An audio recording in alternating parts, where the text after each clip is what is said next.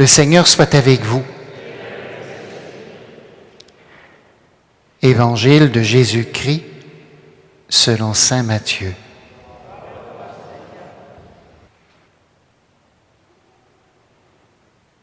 Aussitôt après avoir nourri la foule dans le désert, Jésus obligea les disciples à monter dans la barque et à le précéder sur l'autre rive, pendant qu'il renverrait les foules.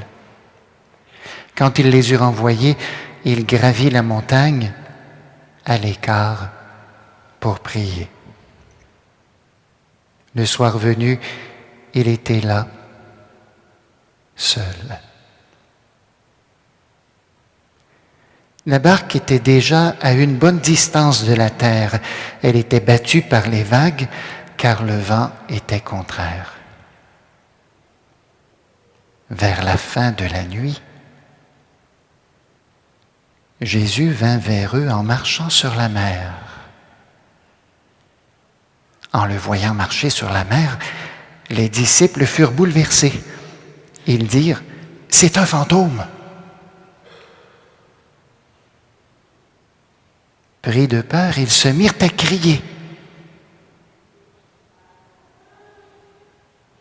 Mais aussitôt, Jésus leur parla. « Confiance, c'est moi. N'ayez pas peur. » Pierre alors prit la parole. « Seigneur, si c'est bien toi, ordonne-moi de venir vers toi sur les eaux. » Jésus lui dit, « Viens. » Pierre descendit de la barque et marcha sur les eaux pour aller vers Jésus. Mais voyant la force du vent, il eut peur. Et comme il commençait à enfoncer, il cria, « Seigneur, sauve-moi. » Aussitôt Jésus étendit la main, le saisit et lui dit, « Homme de peu de foi, pourquoi as-tu douté ?» Et quand ils furent montés dans la barque, le vent tomba. Alors ceux qui étaient dans la barque se prosternèrent devant lui et ils lui dirent, « Vraiment, tu es le Fils de Dieu. » Acclamons la parole de Dieu.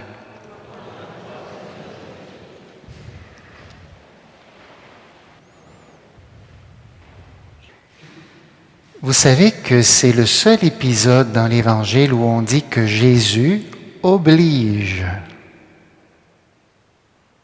les disciples à passer sur l'autre rive. Ils sont obligés. Vous vous souvenez, une grosse journée là, il y a eu la multiplication des pains.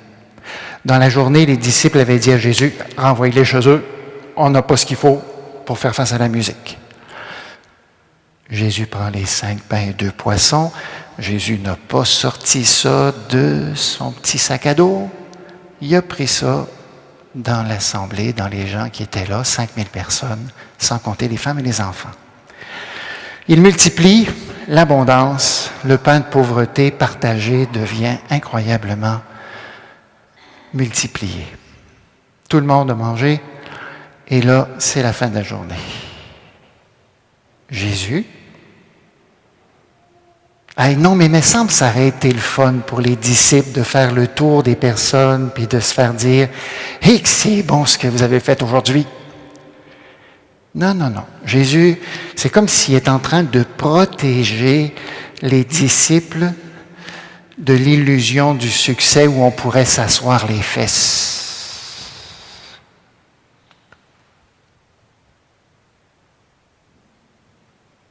Et là, Jésus envoie les disciples sur l'autre rive. Ils ont la journée dans le corps, la nuit tombe, ils s'en vont en barque. Vous savez que dans le temps de Jésus, personne ne sait nager, hein? Vous savez ça?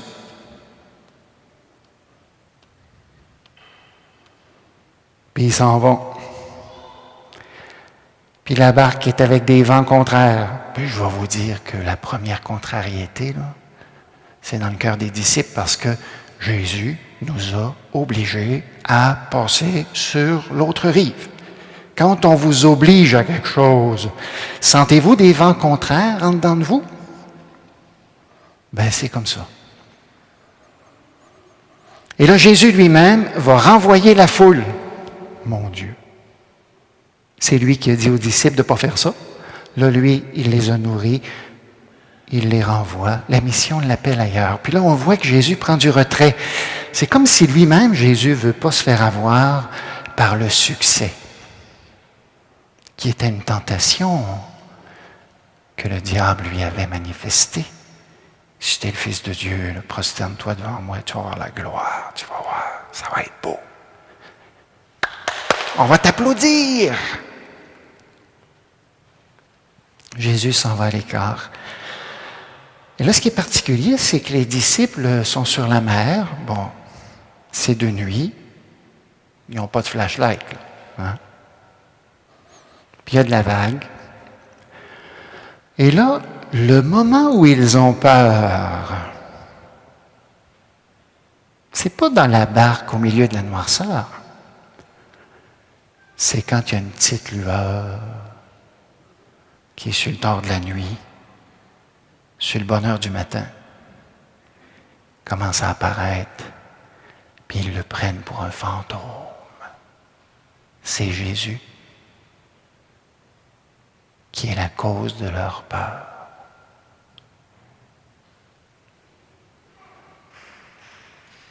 Parce que Jésus, il n'est pas arrivé en barque. Il marche sur les eaux. Ça veut dire ça que la grâce de Dieu vient à notre rencontre par quelque chose qui nous apparaît comme impossible comme trail pour Dieu. J'entendais récemment une famille qui faisait l'expérience. Il me racontait que une personne qui venait d'avoir un diagnostic de cancer, ils ont choisi de se parler de ça en toute vérité. Et la personne elle-même qui vit son cancer a dit à son monde, « J'ai jamais eu la chance qu'on se parle profondément comme ça. » Bizarre.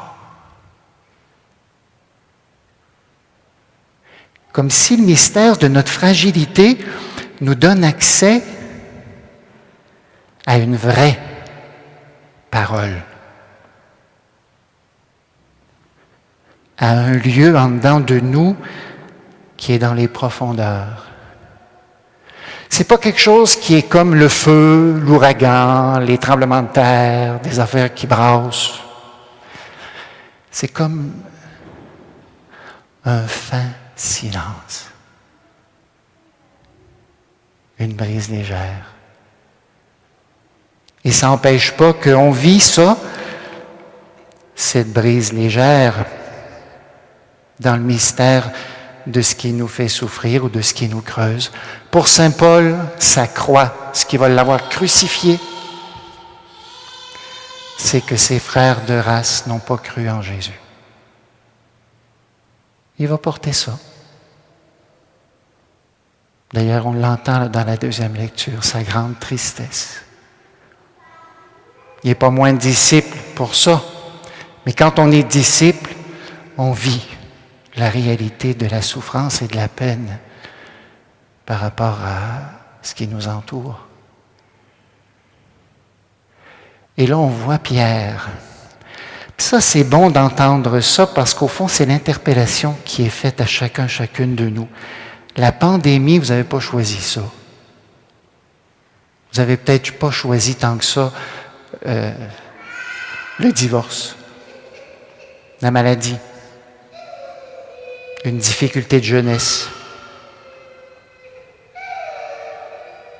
la souffrance d'un enfant.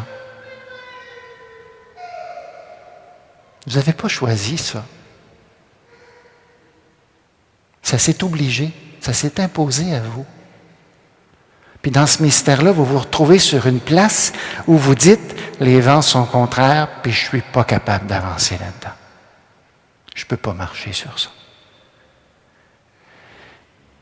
Et Jésus, par sa présence qui vient vers nous, toujours, même dans la place où on pense qu'il n'est pas, il vient vers nous. Et le disciple que nous sommes, on est comme Pierre. Si c'est toi, Seigneur, s'il te plaît, donne-moi d'aller te rejoindre. Ben, on veut le rejoindre, Jésus. Hein?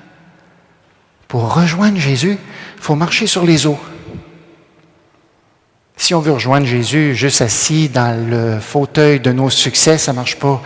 Si on veut rejoindre Jésus bien à l'abri de toutes les souffrances du monde, ça ne marche pas. Si on veut rejoindre Jésus juste confortable dans la barque, sur les trails qu'on connaît, ça ne marche pas.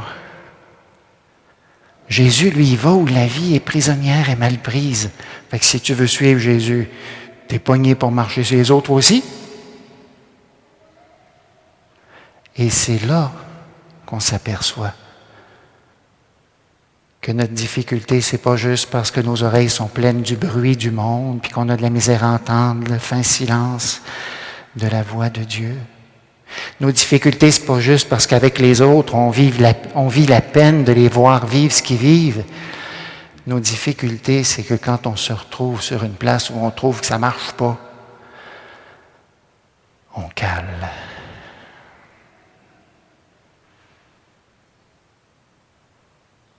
Mais c'est là qu'est façonnée la plus belle prière. C'est un cri. Seigneur, sauve-moi.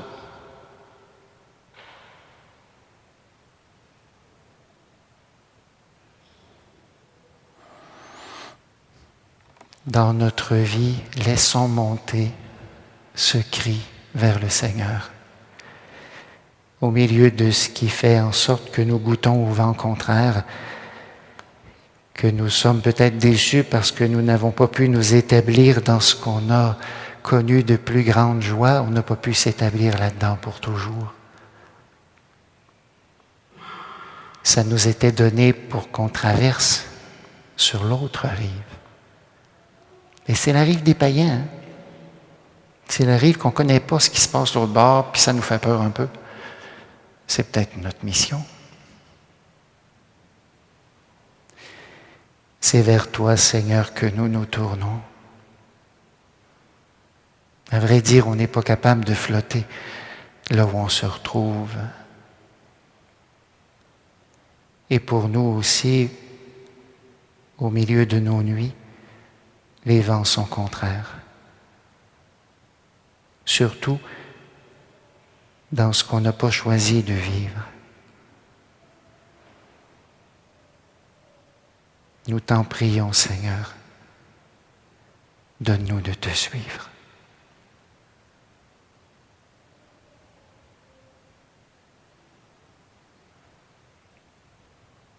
Par Jésus le Christ, notre Seigneur.